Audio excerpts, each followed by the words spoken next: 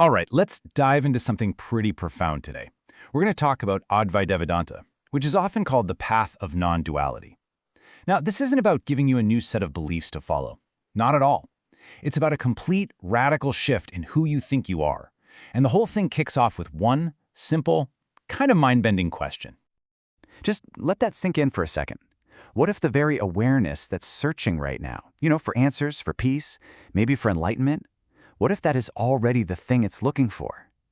This isn't just some clever riddle. It is the absolute heart of this whole teaching. And it flips the entire spiritual search completely on its head.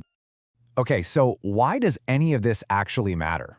Well, a sage from the 20th century, Nisargadatta Maharaj, he put it pretty bluntly. He said that until we really look into this, we're basically living in a burning house.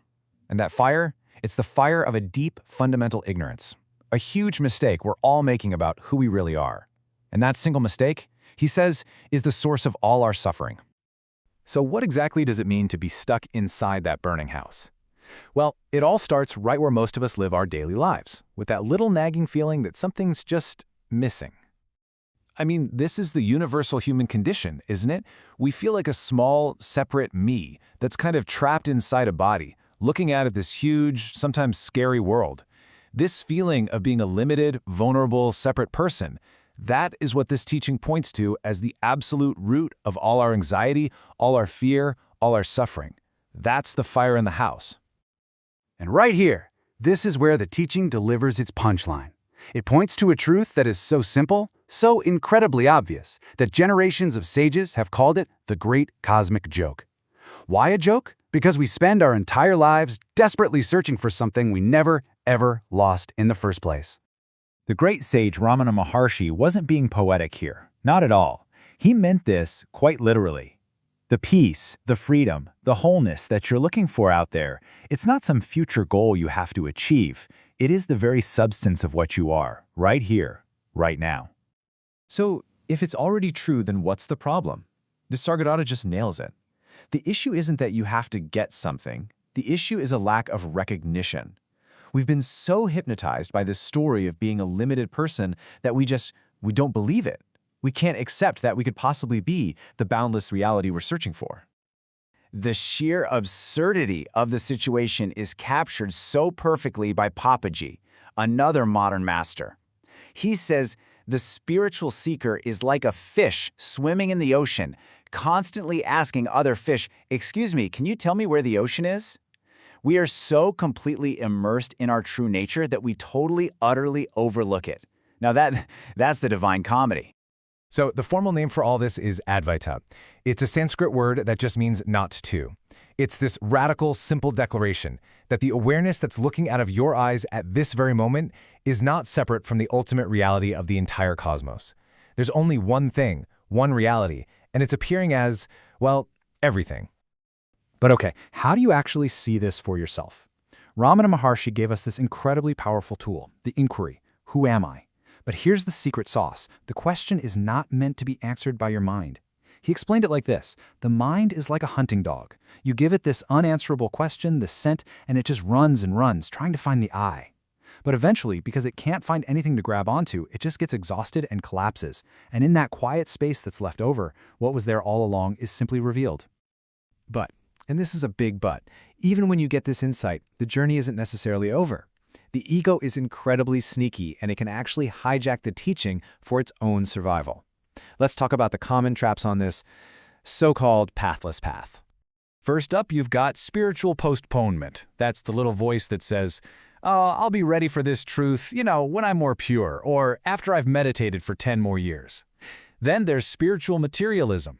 This is where the ego starts collecting spiritual experiences or teachers or books like they're trophies. The attainment trap is a classic. The ego proudly claims, "I'm enlightened," which just rebuilds the very I that was the problem. And finally, you have the special state trap, which is all about chasing blissful feelings or visions and completely forgetting that what you are is present in every state, not just the fun ones. But maybe the biggest, most subtle trap of all is something called spiritual bypassing. This is where these profound teachings get twisted into an excuse to avoid life. You might hear someone say, well, it's all an illusion, so your suffering doesn't really matter. Or, there's no doer, so I'm not responsible for my actions. But true realization is the opposite of that. It doesn't lead to indifference. When you recognize you are everything, it leads to this incredible intimacy and care for all of existence. I mean, how could you possibly harm anything when you realize it's all just your own self? So you can probably see this isn't just a cool intellectual concept to kick around.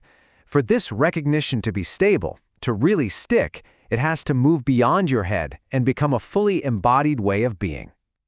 A lot of traditional Vedanta has what you might call a masculine flavor. It uses this razor-sharp discrimination to cut away everything that is false.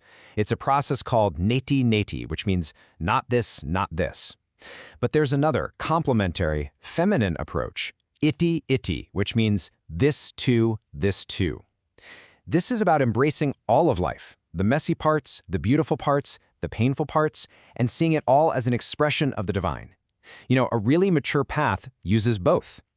And this need for embodiment is it's absolutely crucial. As the teacher Jean Klein always emphasized, the goal isn't to escape or transcend the body.